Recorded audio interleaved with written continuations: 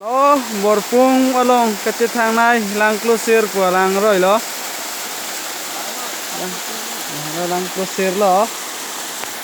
Là mà phung lang sơ rồi đó. Một phung lang closure. Cái chiếc tao cái dim đó.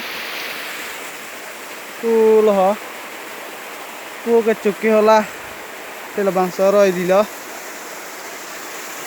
Dù lang closure rồi lang thay rồi. Đón tự. Nó lang closure rồi. Cái thang itu.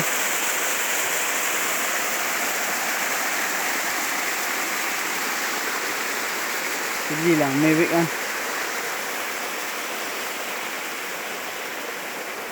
Ngon. Bangke. Sedap.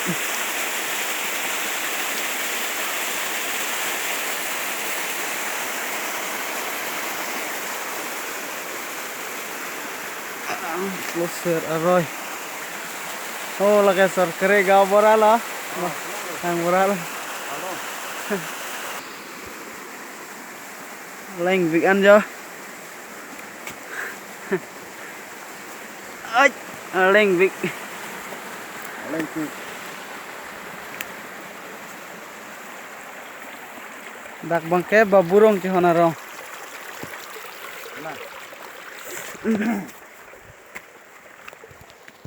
Hai con thì long lọc lại cả.